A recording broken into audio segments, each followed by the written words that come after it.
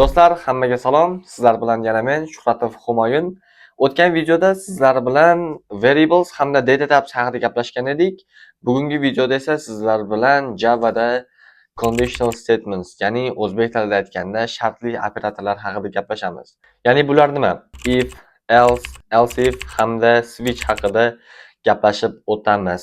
Bu xuddi kodga agar bu narsa o'xshamasa, bu narsani qilasan. Agar bu narsa o'xshasa, bu narsani qilasan degandagi gap.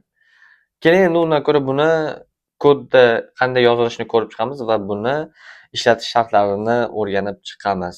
Agar video sizga qiziqarli bo'ladigan bo'lsa, videoga like va kanalga obuna bo'lib qo'yishni unutmang. Bundan keyingi videolarni o'tkazib yubormaslik uchun pastdagi qo'ng'iroqchani bosib qo'ysangiz ham xursand bo'laman. Bo'lmasam boshladik.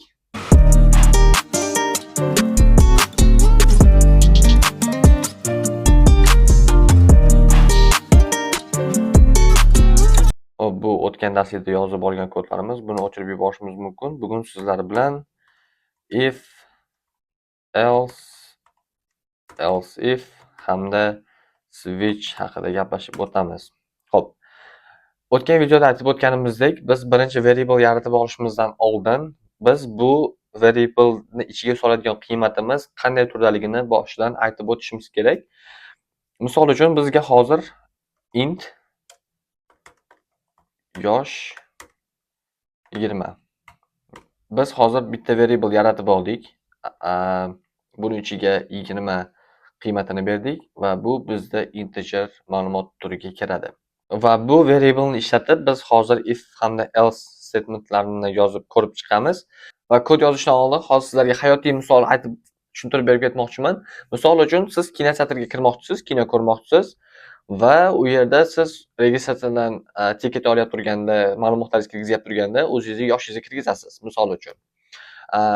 Agarda yoshingiz 5 yoshdan kichkina bo'ladigan bo'lsa, siz tiket to'lashingiz shart emas. Ya'ni tekinga kirib ko'rib chiqsangiz bo'ladi ota-onangiz bilan.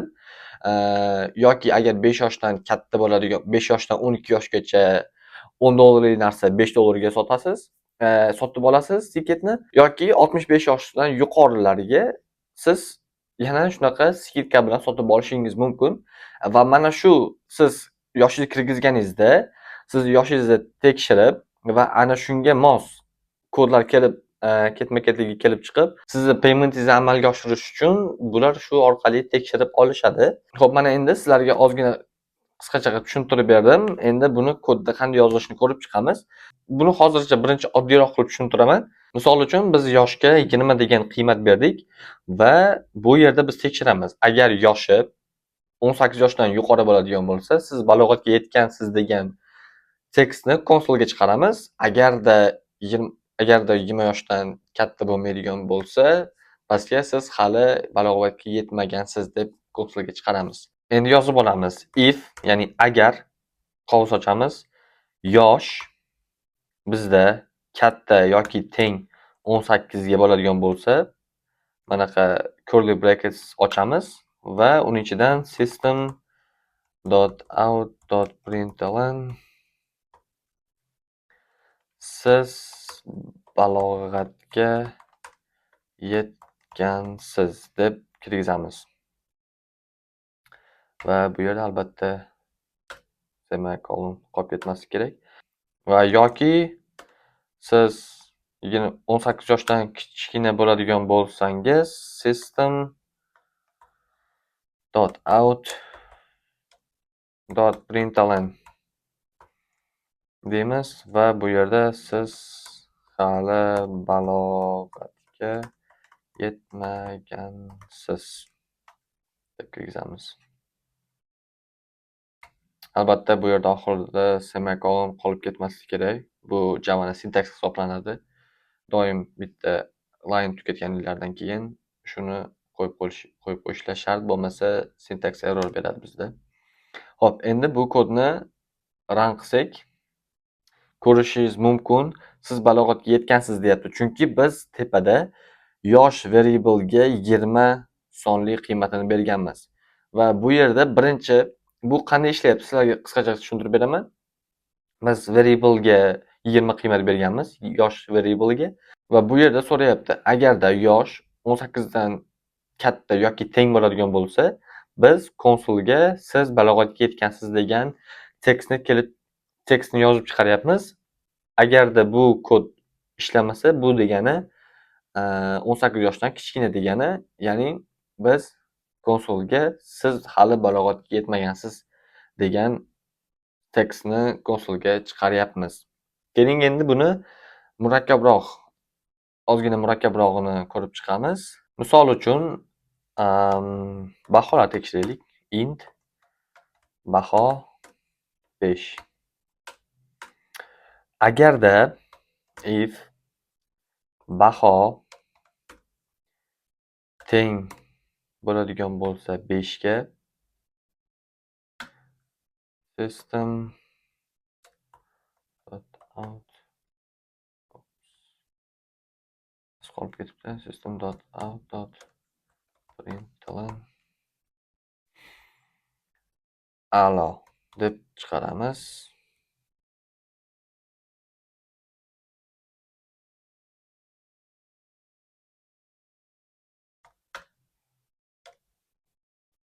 Va bizda else if degan operatorimiz ham bor va bu yordamida biz bir nechta shartlarni ketma-ket tekshirishimiz mumkin. Misol uchun mana else if baho agarda 4 ga teng bo'ladigan bo'lsa, biz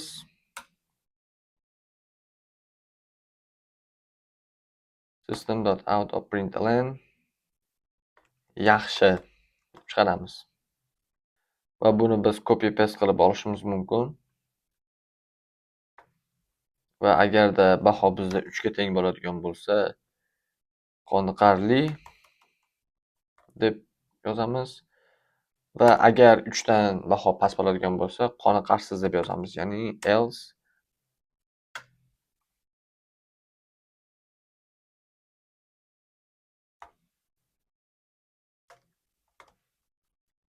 Hop, bu yerda kod qanday ishlayapti?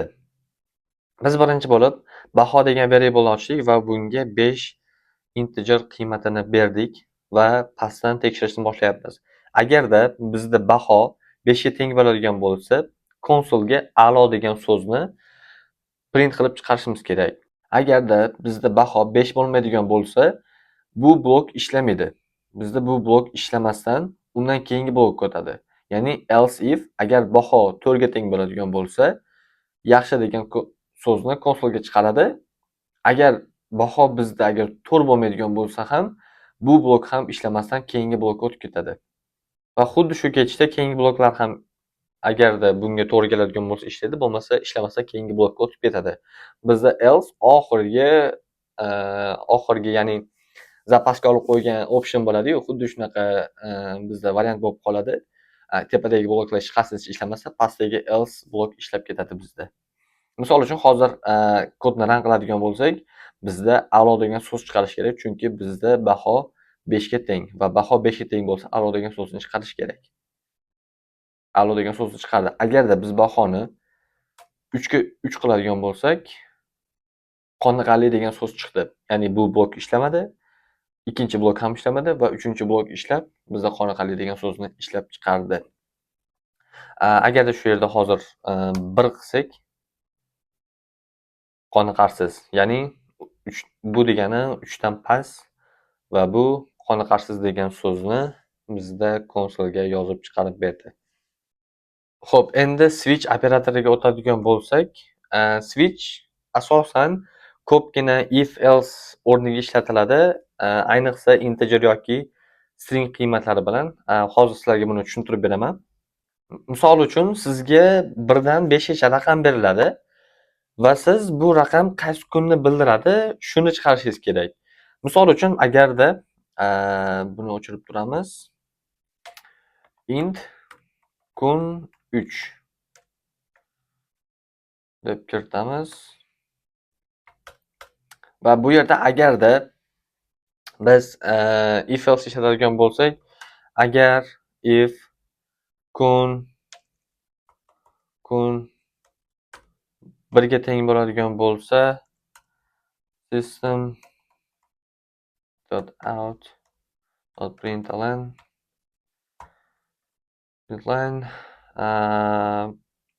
dushanba. Dushanba deb chiqaramiz. Agarda bu 2 bo'ladigan bo'lsa, else if kun 2 ga teng bo'ladigan bo'lsa, seshanba deb yozib va darsga shunaqa davom etishimiz kerak va bu bizga juda ham oshiqcha kod, oshiqcha harakat talab etadi. O'shaning uchun bizda switch yaratilgan. Switch endi men xuddi mana shu kodni switch orqali yozishni ko'rsatib beraman hozir sizlarga. Switch asosan ko'p variantlardan birini talab etishga yordam beradi. Misol uchun mana switch kun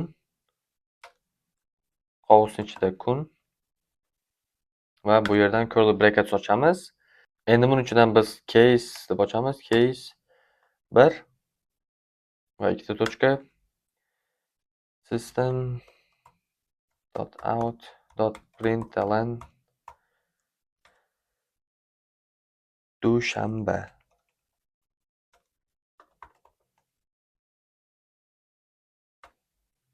Va buni pastidan albatta break qo'yamiz. Va endi shuni biz 2-3 marta ko'paytirganimiz bo'lgani.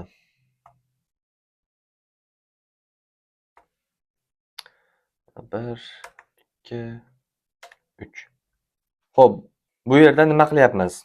Har doimgidek birinchi o'rinda kun degan variable yaratib olyapmiz va bunga 3 qiymatini beryapmiz. Va bu yerda pastidan switch kun deb ochyapmiz. Switch bizda qaysi variable'ni tekshirishligini aniqlab beradi. Ya'ni switch degani o'sha yoqish degani, bironta variable'ni o'sha tanlab beradi va buning ichidan case 1 deb ochyapmiz va case bizga shu qiymatga mos kelganda nima qilish kerakligini aytadi. Misol uchun case 1 bo'lganda, agar bu 1 bo'ladigan bo'lsa, biz dushanba so'zini konsolga chiqaramiz va bu dushanba so'zini konsolga chiqarganimizdan keyin bizda break keladi. Ya'ni break buzish degan ma'noni bildiradi.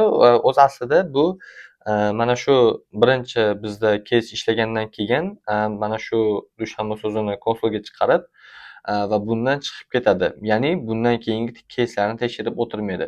Chunki bizga kerakli bo'lgan qiymatni, ya'ni ichidagi ma'lumotlarni olib oldik. Agarda breakni ishlatmaydigan bo'lsak, mana shu dushanba, seshanba, chorshanba uchalasi ham konsolga chiqib ketadi. Chunki har bitta case'ni tekshirib bizda konsolga tekst yozib beradi. Bu default xuddi else ga o'xshaydi. O'sha tepadagi agar else if bloklari ishlamagandan keyin oxiri kelib else ga taqaladi va oxiri tepadagi bloklar ishlamagandan keyin else ichidagi barcha ma'lumotlar kelib chiqadi. Va bu yerda ham xuddi shu narsa, case 1 ishlamasa case 2 ga o'tadi, case 2 ishlamasa case 3 ga o'tadi, case 3 ham ishlamasa oxiri default, ya'ni zaxiradagi bizda kirgizib qo'ygan ma'lumotimizni chiqarib beradi. Va buni endi hozir biz sizlar bilan run qilib ko'ramiz. Ko'rishlar mumkin. Biz kunga 3 berganmiz, ya'ni bizda chorshanba degan so'zni konsolga chiqarib berish kerak edi va bizda chiqarib berdi. Va shu yerda hozir sizlarga break qanday ishlashini ham tushuntirib beraman. Bu breaklarni komment ostiga olib qo'yamiz hozircha va endi xuddi shu kodni yana boshqadan run qilsak, bizda chorshanba va hamda noma'lum kun degan so'zni konsolga chiqarib beryapti. Va bu nima qilyapti? Kun 3 bizda case 1 dan o'tkazyapti, ikkinchisini o'tkazyapti, uchinchisini chiqaryapti-da va bu yerda bizda break yo'qligi uchun undan keyingi case'larni ham tekshirishga o'tib ketyapti. Misol uchun biz mana shu yerda 1 berib qo'yadigan bo'lsak, dushanba, seshanba, chorshanba va noma'lum kun barchasini chiqarib beradi. Ya'ni o'sha topganidan keyin case o'sha bir-biriga to'g'ri keladigan variable bilan mana shu case'ni qiymati bir xil keladigan topgandan keyin to'xtamasdan undan keyingi case'larni ham tekshirib, ularni ham ma'lumotlarini chiqarib beradi. O'shaning uchun bizga doim break kerak. Shunday qilib, bugun biz sizlar bilan Javada shartli operatorlar, ya'ni conditional statements haqida gaplashib o'tdik. If nima, else nima, else if nima va switch va bularni qanday qilib kodda yozilishi va hayotda qanday holatlarda ishlatilishi haqida gaplashib chiqdik. Endi siz dasturni qanday qilib turli shartlarga ko'ra boshqarishni bilib oldingiz. Keyingi videoda sizlar bilan takrorlanishlar, ya'ni looplar haqida gaplashib o'tamiz. For, ya'ni while haqida. Bo'lmasam, bugungi video agar sizlarga ma'qul kelgan bo'lsa, ozgina bo'lsa ham foydali bo'lgan bo'lsa, xursandman. Agar sizlarga ham yoqqan bo'lsa, yana bir marta videoga like bosishni va kanalga obuna bo'lishni unutmang. Keyingi videolarimizda ko'rishguncha, xayr.